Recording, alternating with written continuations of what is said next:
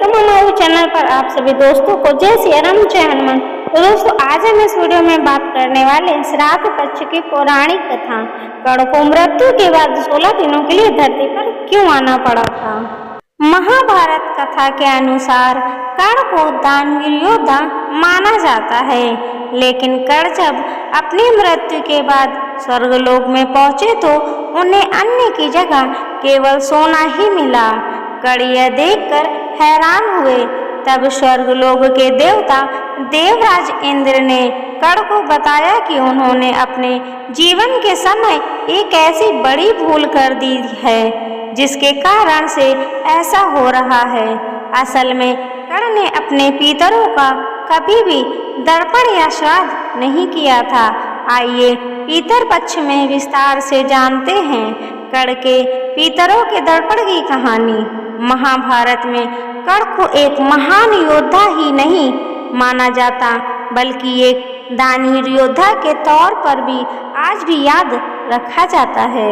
महाभारत की कथा के अनुसार कर्ण इतने दानवीर थे कि सब कुछ जानते हुए भी उन्होंने अपने कवच कुंडल इंद्रदेव को दान में दे दिए। कर्ण को पता था कि कवच कुंडल देने के बाद कुरुक्षेत्र की रणभूमि में उनकी भेंट मृत्यु से होगी, लेकिन फिर भी कर्ण अपने दानवीर स्वभाव से पीछे नहीं हटे। महाभारत कर्ण और पितर पक्ष से जुड़ी एक और कहानी मिलती है। इस कहानी के अनुसार जब कर्ण मृत्यु के बाद स्वर्गलोक पहुंचे तो उन्हें खाने के लिए कुछ नहीं मिला। ऐसे में कर्ण हैरान में पड़ गए। सोचने लगे कि धरती लोक पर जीवन के दौरान उन्होंने साधु संतों और गरीबों को दान में सोना दान किया था, तो फिर उन्हें दान का पुण्य क्यों नहीं मिला। उन्हें अन्न की जगह सोना क्यों मिल रहा है। कर्ण के प्रश्नों का उत्तर देवराज इंद्र ने दिया। आइए पितर पक्ष में जानते हैं महाभारत की यह अद्भुत कथा। कर्ण के बारे में जब भी बात की जाती है तो उन्हें दुर्योधन की तरफ से लड़ने वाले योद्धा के तौर पर ही याद किया जाता है, लेकिन युद्ध के पक्ष से परे अगर कर्ण के व्यक्तित्व की बात करें तो कर्ण न केवल एक बलशाली योद्धा बल्कि दयालु और दानवीर भी थे। कर्ण का जन्म कुंडल और कवच के साथ हुआ था, जिनसे कर्ण को सुरक्षा मिलती थी। महाभारत के युद्ध में श्री कृष्ण जानते थे कि कर्ण को कवच कुंडल के साथ पराजित नहीं किया जा सकता है, इसीलिए उन्होंने अर्जुन को यह बात बताई। अर्जुन को इंद्रदेव का पुत्र भी माना जाता है, क्योंकि पांडवों की माता कुंती ने इंद्रदेव से आवाहन करके अर्जुन को प्राप्त किया था।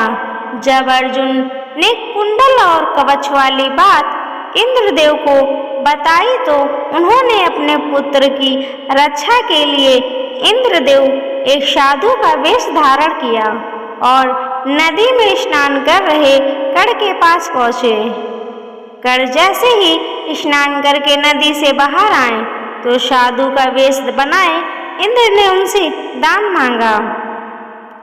कर्ण ने इंद्रदेव से कहा कि अभी अभी वो स्नान करके निकले हैं, इसीलिए उनके पास कुछ नहीं है। वो राजमहल में जाकर साधु को कुछ दे देंगे, लेकिन साधु ने हट किया कि उन्हें इसी समय दान चाहिए। कर्ण ने जब कहा कि वो इस समय दान में क्या दे सकते हैं, तो साधु का वेश बनाए इंद्रदेव ने कहा कि उन्हें कर्ण के कवच और कुंडल चाहिए। ये बात सुनकर कर्ण ने अपनी दानवीरता का परिचय दिया और इंद्रदेव को कवच कुंडल दान में दे दिया। कुरुक्षेत्र की रणभूमि पर कर्ण को छल से मारा गया था।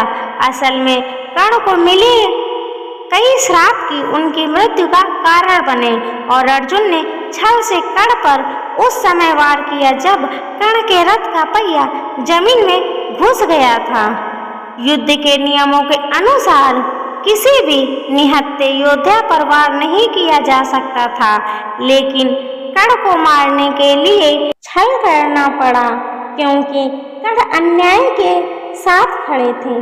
महाभारत की कहानी के अनुसार कर्ण के पुण्य कर्मों के कारण उन्हें मृत्यु के बाद स्वर्ग मिला, लेकिन स्वर्ग में पहुंचकर भी कर्ण को भूखा रहना पड़ा।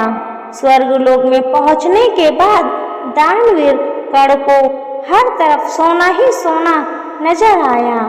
इंद्रदेव ने कर्ण को सोना भेंट किया और अन्न की थालियों में भी सोना ही आया। यह देखकर कर्ण बहुत हैरान हो गए। कर्ण ने इंद्रदेव से प्रश्न किया कि उन्हें तो अपने जीवन में इंद्रदेव को अपने सोने के कवच कुंडल तक दे दिए थे, तो फिर उन्हें अन्न की जगह सोना क्यों मिल रहा है? आखिर उनसे क्या अपराध हुआ है? कर्ण का प्रश्न सुनकर इंद्रराज इंद्र से मुस्कुराते हुए कहा, हे महाराज, दानवीर कर्ण, तुम बहुत दानी हो, इसीलिए केवल सोने का दान करना ही मुक्ति और स्वर्ग में सुख शांति के द्वार नहीं खोलता, बल्कि पितरों की कृपा पाकर ही स्वर्ग का आनंद लिया जा सकता है। तुमने अपने जीवन में कभी भी पितरों का दर्पण नहीं किया। इंद्रराज इंद्र का उत्तर सुनकर कर्ण ने हाथ जोड़कर कहा कि उन्हें नहीं पता था कि उनके पूर्वज कौन हैं और वो किस कुल से संबंध रखते हैं। इस कारण से वो कभी भी अपने वास्तविक पितरों के नाम पर कुछ दान नहीं कर पाए। मृत्यु होने से कुछ समय पूर्व ही उन्हें ये रहस्य पता चला था कि वो भी वास्तव में कुंती पुत्र हैं। कर्ण की व्यथा सुनकर देवराज इंद्र ने कर्ण को 16 दिनों के लिए फिर से पृथ्वी पर भेजा।